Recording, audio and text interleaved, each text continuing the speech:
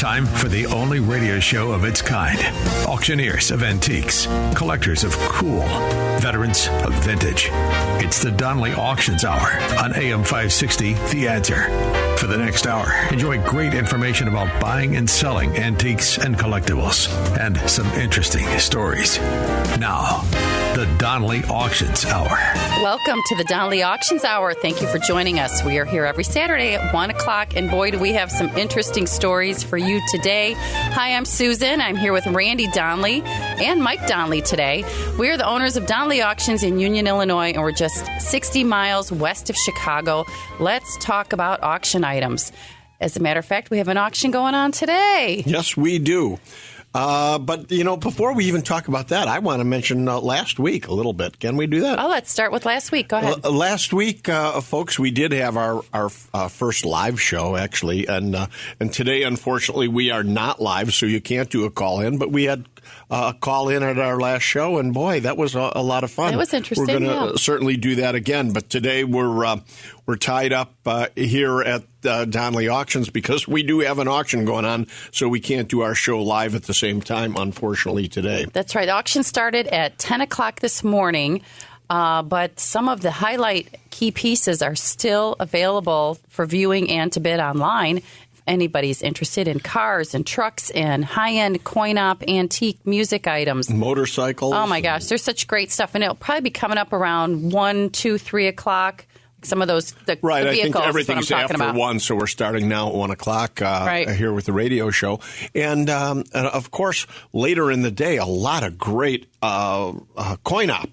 Good coin-op machines, some really unusual pieces, unlike stuff that you normally see at well, one of my favorite pieces coming up today is the Dunbar Twin Popper Peanut Trailer.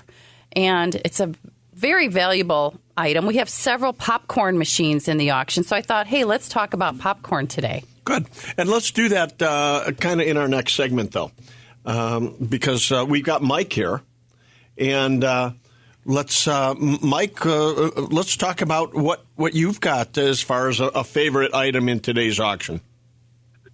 My favorite in today's auction? Oh, man, there is so much here. It's unbelievable. I know the answer to that one, Mike. The apothecary mortar and pestle display with the eagle on the top. Oh, yeah. Yeah, it's funny because of that's a very early trade sign. I mean, back in the early to mid 1800s, the majority of the population in the United States was illiterate. I mean, they could not read or write. So if they were going to a store, they could not sign on the front of the store. So that's where trade signs came in, where a dentist would have a big tooth hanging out there, or an optician would have a pair of eyeglasses. Somebody would see that, they know what that store was and where they were going. Well, what we have here is a big apothecary from a drugstore, a mortar and pestle apothecary sign with a big eagle on top of it. Now, this would have hung on or stood in front of a drugstore, so people would know that's where I can go have my prescription filled, or if I needed a tooth medicine or something like that, they would go in there.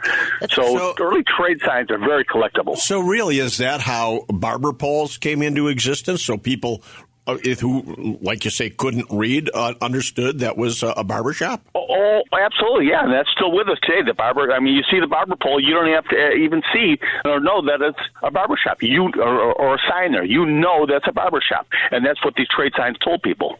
And so even the wooden cigar store figures, which were very often Native Americans or baseball players or any number of things, those figures holding cigars out in front of a store obviously meant tobacco shop.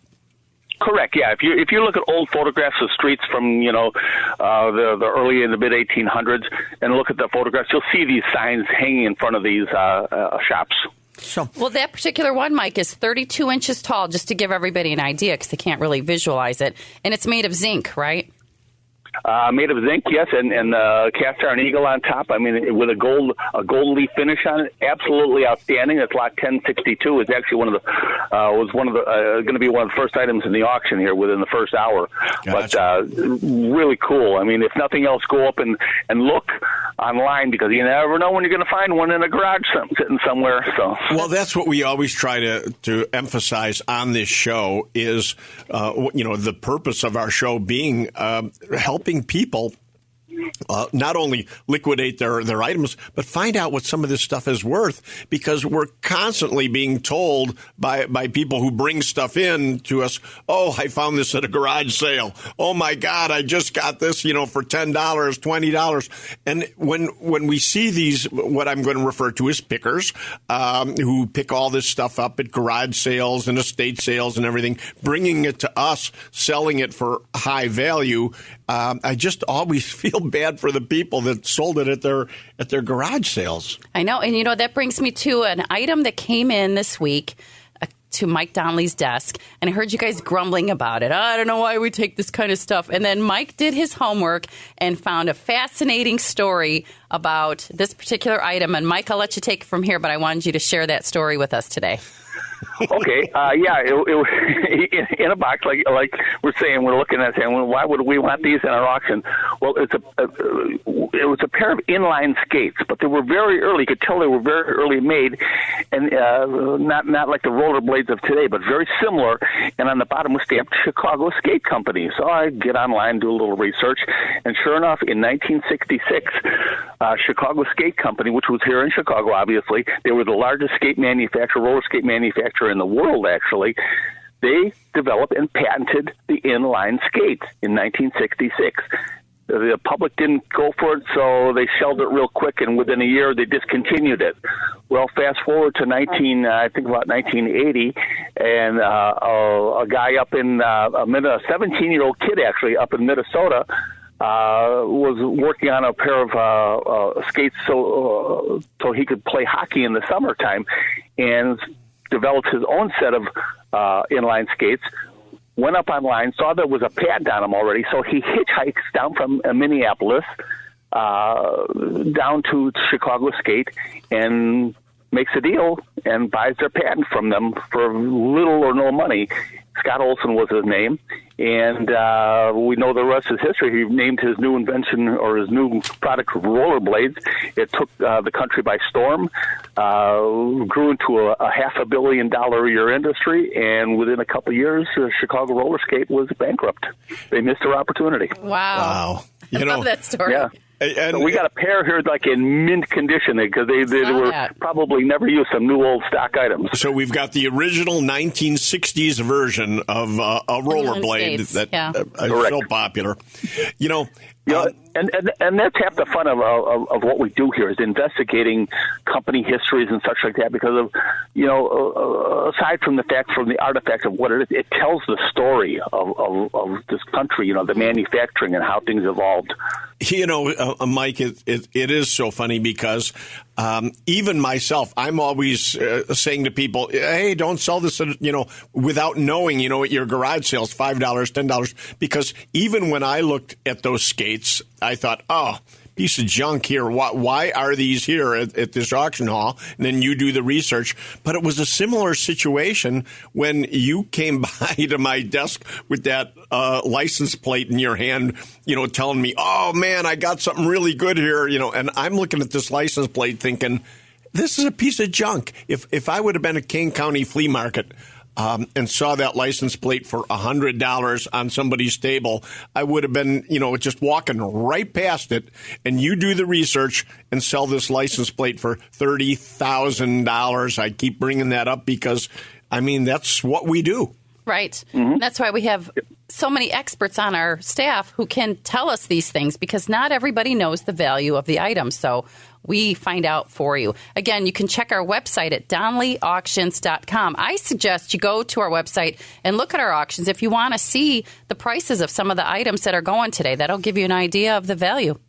Well, and folks, when you go to our website right now, if you look at, again, today's auction and see the type of items we have, these are all items that you're calling in with.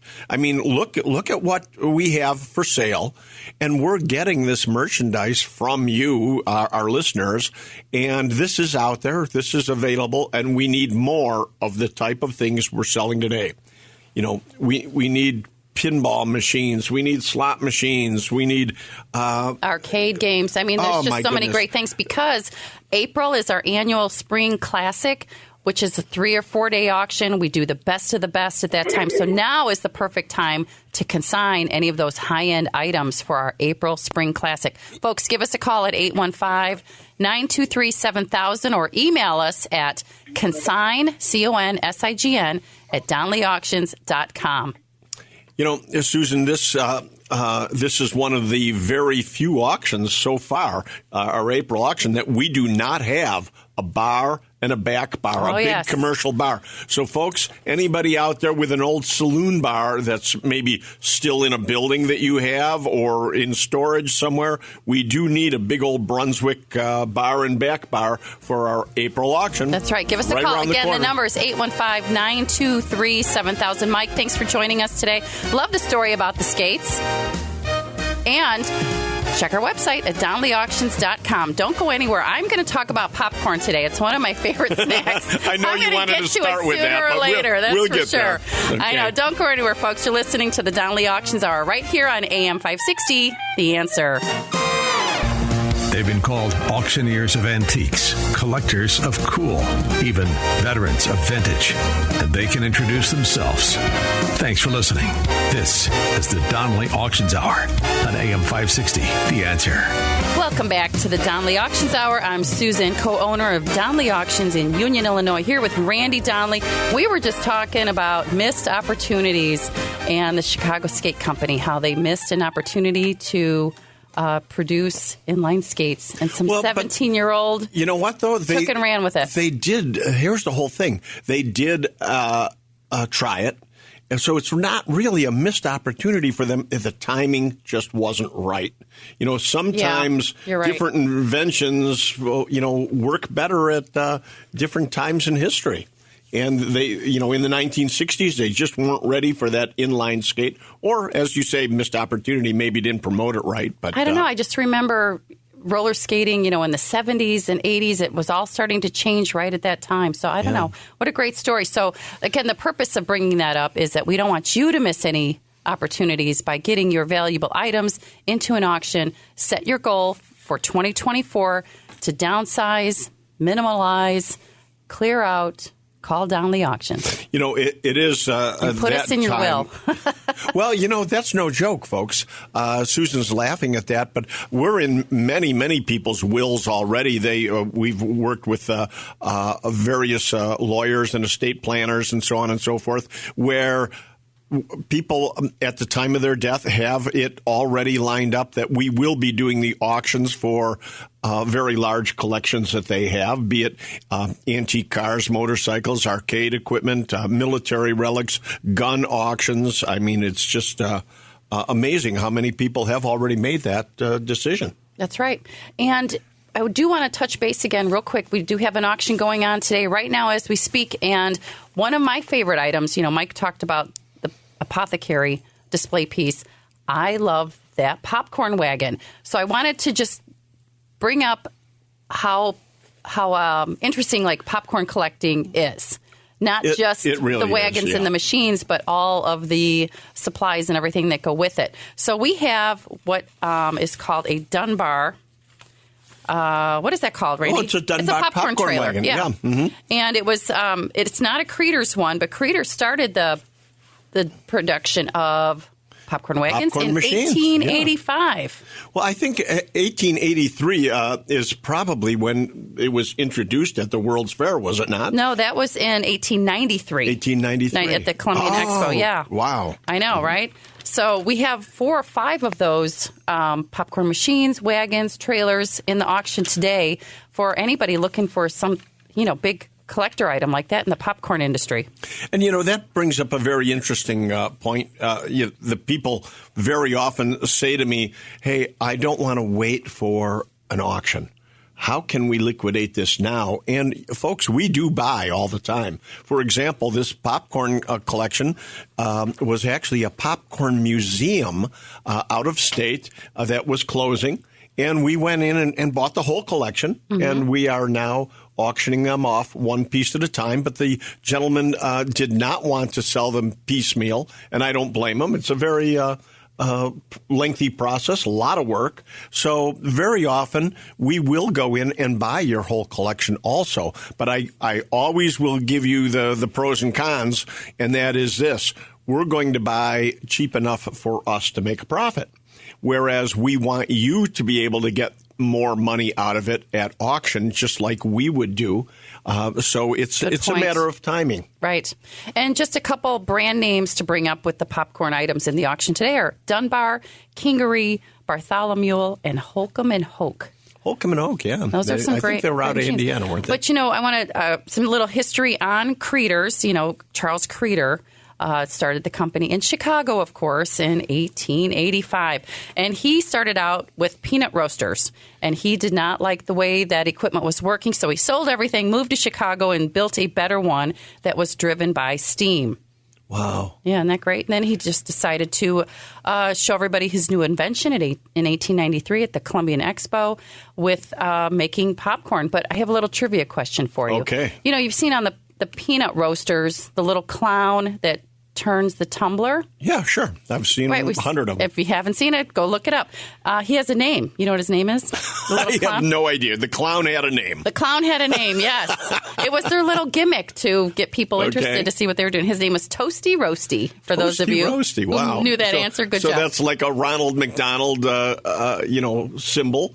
So they had a Toasty Roasty clown way back in 1893. Exactly. So then they continued on and figured out how to do high-volume machines, and that's when they got into theaters and parks, and the rest is history. Now they're doing nacho machines and pizza stands. Most of these exhibitors were doing work at carnivals and fairs and everything across the country, not only selling this on street corners, but interesting thing, when we opened the Wild West town years ago, back in the 70s, we started doing business with Gold Medal out of Chicago here, and they started in 1931 selling popcorn and all kinds of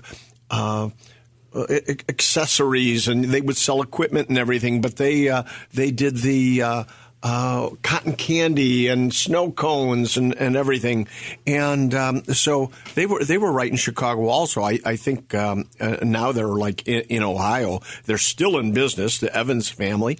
But right here in Chicago also, very famous, the Garrett's popcorn. Oh, we love Garrett's popcorn. Isn't that fabulous? Yeah, and a lot of great things came out of Chicago. Yeah, all these family businesses that started and now are huge corporations. Well, with that in mind, too, I remember when I was a kid, probably junior high, high school, they came out with microwave popcorn. Do you remember when that hit the market? I don't. We were shocked and blown away. We didn't trust it at all, and my mom still made the popcorn in a big pan on the stove. We're not using that microwave popcorn. Wow. And I remember when it came out, it was a huge, huge thing at the time. Yep.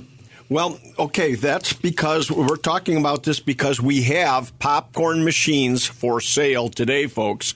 If you want to invest in a really nice antique popcorn machine, we have a load of them at today's auction. Great in any type of man cave, any entertainment room, anything, a movie theater room. A lot of people have that nowadays. Oh, also I read that Regal Theaters is now invented self-serve popcorn machines. You can go up and get your own bag of popcorn. Well, actually, that's not a new invention. We used to do that as kids. On its own. I don't think you were supposed to. You don't want to be touching it, though. That's nothing new. But let's switch gears real quick. Also, some valuable items that we love to have in auction are arcade games, pinball machines, slot machines.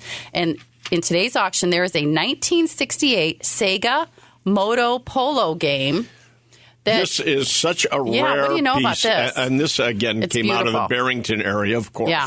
It has been completely restored inside and out to museum quality perfection. Yeah, it's exceedingly rare, and there's it's almost like a hockey game. Where you have players on both sides ends, of the board. Yeah. And instead of pushing hockey players, you actually push a little motorcycle back and forth. And that, hits a ping pong ball. You go back and forth. Just an exceedingly rare game. It makes motorcycle sounds. It has volume control knobs.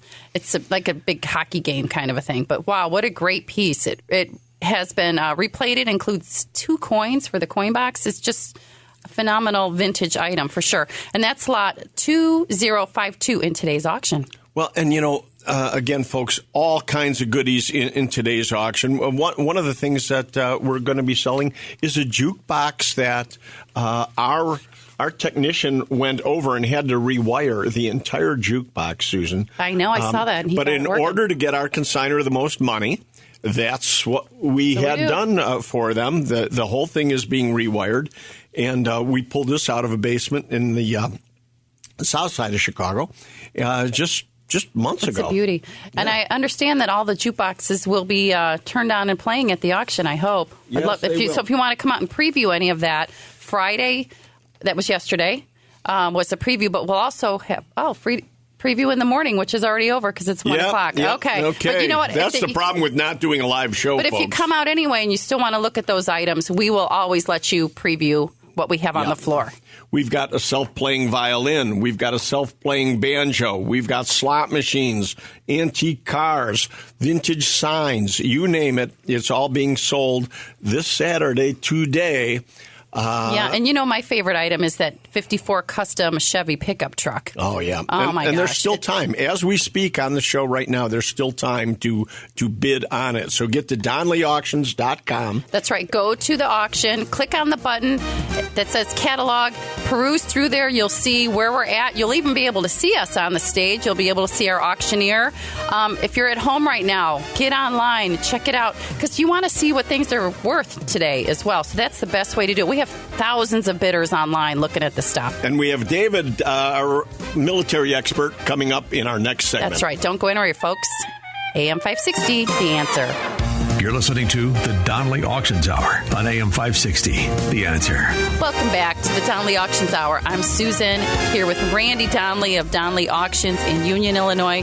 We're just 60 miles west of Chicago, folks. We have an auction going on right now today. Hop in your car, head straight out west on I-90. Come on out for some lunch. Well, yeah, because I think this auction's obviously going to go till 5:30, 6 o'clock at tonight. Least. Yeah, it's going to be a late one. So take a look online, see if there's anything you're interested in, and get out there or bid online. Bid online, and if there's anything that's really of high quality, large value item that you'd rather just be on the phone with me, I will take your phone bids.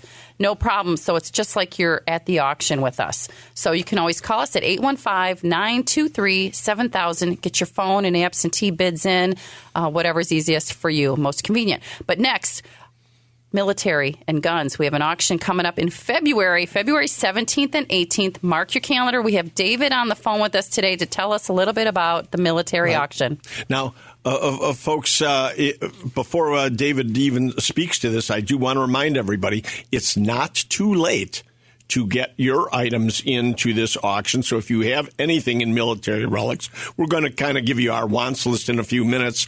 But don't hesitate to call us, but you got to call now. You got to call fast. Did I say the number? I'll say it again, 815-923-7000. So, David. Hi, David. Thanks for being on with us today. Let's talk a little bit about the upcoming military auction that we've got February 17th and 18th. Now, when I say 17th and 18th, that's guns and military. So guns is the whole first day. That's Saturday. Let's talk a little bit about Sunday, February 18th with our military. Sure. I'm going to say that it almost could be called the man cave auction, because there's just something for everybody. That if it's something for an advanced collector, but there's also things that if you have an office and you want to really impress people, like, we have some sextants, nautical sextants and compasses. And, we have a bunch of samurai swords that are not that expensive. They're still decent, that if you want to just have a nice samurai sword in your office. pieces, like you say, to hang on the wall. The displays in the plastic boxes with the ships and the subs and the tanks. Oh, yeah. What is all that? I've done some homework on that and talked to consignor, and he was pretty humble about it, but he's a master modeler. And these are not just like the kind of kits that a kid gets.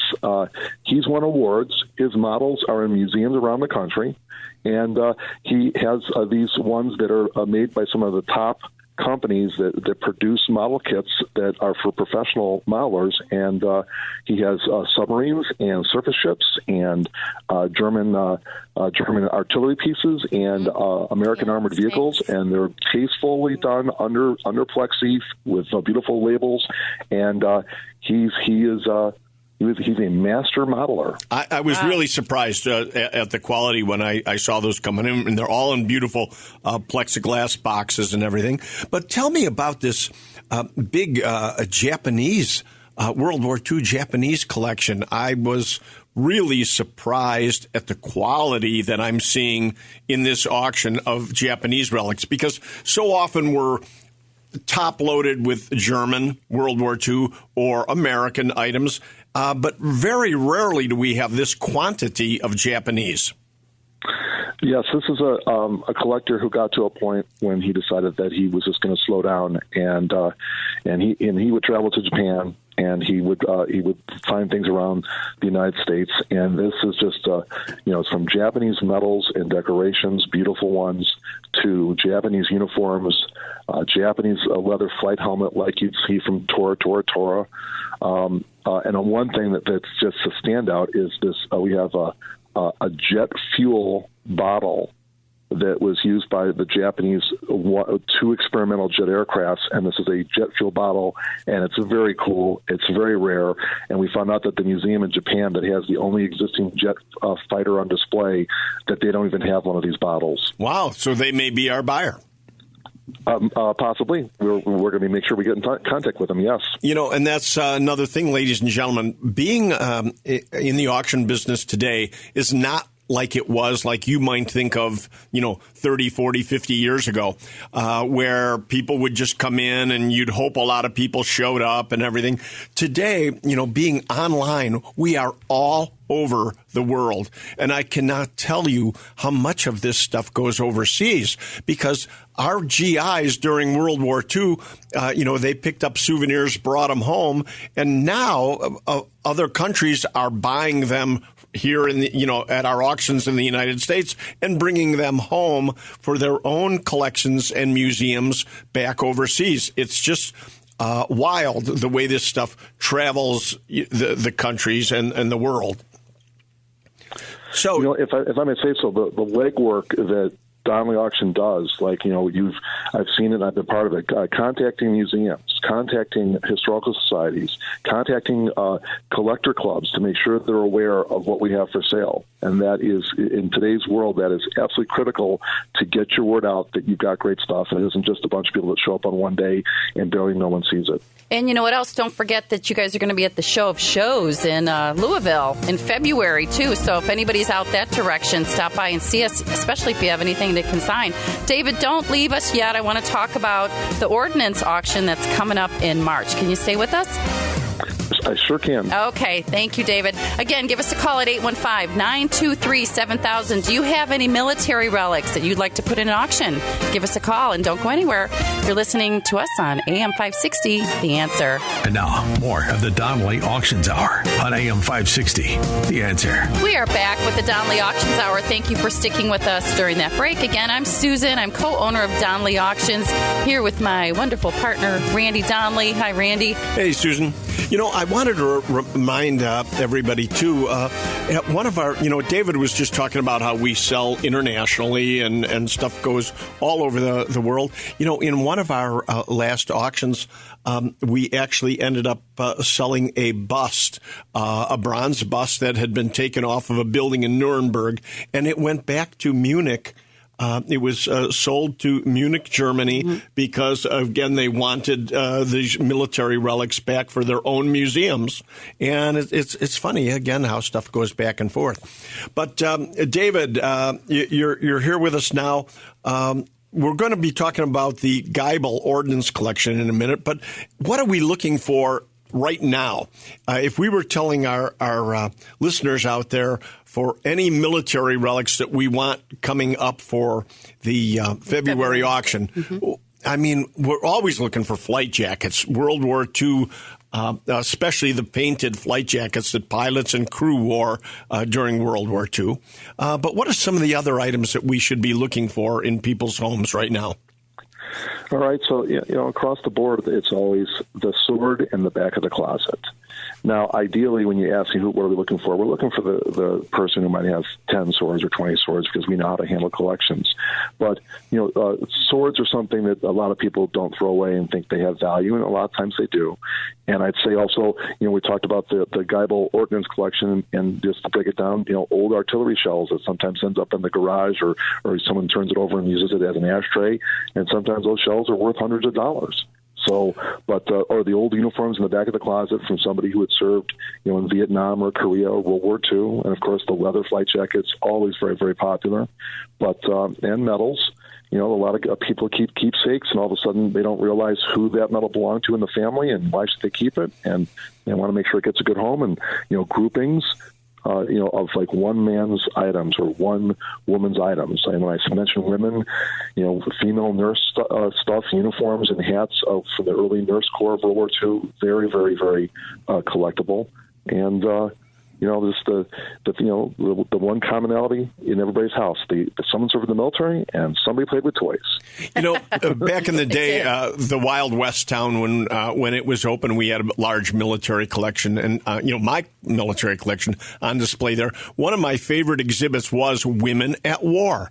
Over the years, living in Berwyn, I had met so many ladies that had been in the military and still had their uniforms and everything, and I put together a really impressive collection of all the various branches of military from World War II. So I'm so glad you brought up women's uniforms, because that often goes so overlooked, and people just don't realize the value of some of the women's, including the shoes, the purses, the hats, all the accessories that were GI issued. And, people used this stuff after the war. Ladies they were well-made leather purses and shoes and everything. So they wore this stuff out in the 1940s and 50s. And a lot of times it's pretty rare. Yes, that's one of my specialties. One of my side interests is the women's experience in the service. Yep. Wow. Hey, let's get on to the Geibel collection. Okay, coming up, Geibel Ordnance Auction. We have over 900 items. Again, mark your calendars for Saturday, March 16th. Go to our website at donleyauctions.com. And David is working very hard on this collection, huh, David? Yes, it's known to be like one of the top 2 or 3, or maybe the number 1 collection available. And the son and the wife of the collector, understood that Donley Auctions could be the ones to take this specialized collection and promote it and sell it properly. And it's everything you can imagine from an advanced collector. His reference library is 300 to 400 books, and some of them are fantastic. And he collected everything, things that go boom. Oh, so grenades and landmines and fuses and blasting machines like you see in Old West movies where someone blows up the train.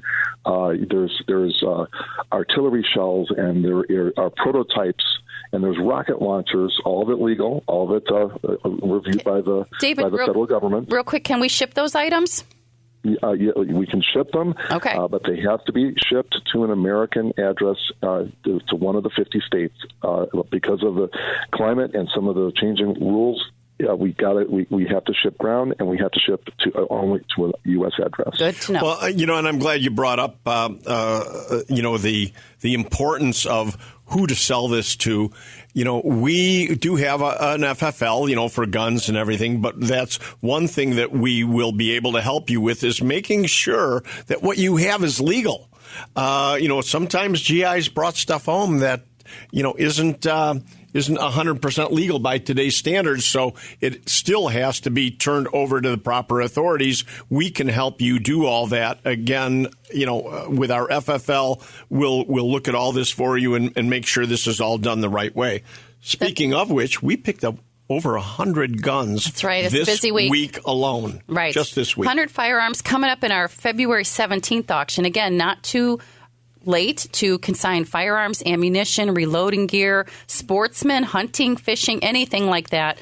give us a call at 815-923-7000, or you can email us at consign@donleyauctions.com. Send us some pictures, and I'll put you in touch with David or Neil or Randy or Mike, and we will give you next steps. Thank you, David, for joining the show. We'll see you back at the office. You're welcome. All right, we'll see you soon. All right, folks, like I said, go to DonleyAuctions.com. All of our auctions are listed there, so you can just go in and look at a catalog if you want. We have at least one auction a month. I know. It's crazy. We want to do more. So get us your merchandise, folks. 815-923-7000. You're listening to the Donley Auctions Hour right here on AM 560, The Answer. The Donley Auctions Hour continues now on AM 560, The Answer. We are back with the Donley Auctions Hour talking about items you may have at home that might be of value and you might want to put in auction or sell the entire collection to us. But one thing David said in our last segment, he's our military expert.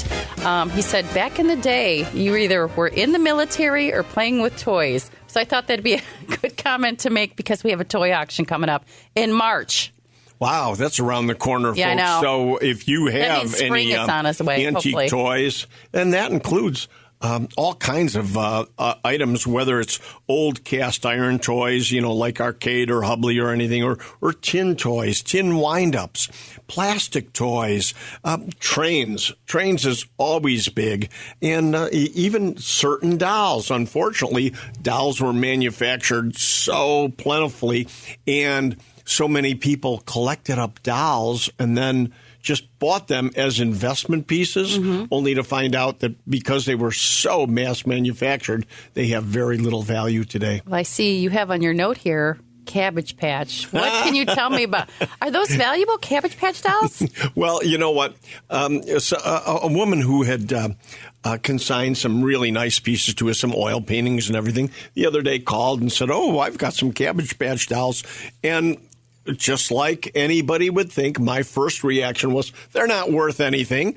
And most people, dump stuff like that at, what am I keep saying, at their garage sales and everything. They put $1, $2, $3 on this stuff. So always taking a nod from my brother Mike, do your research before you shoot your mouth off. No more missed opportunities. Yeah.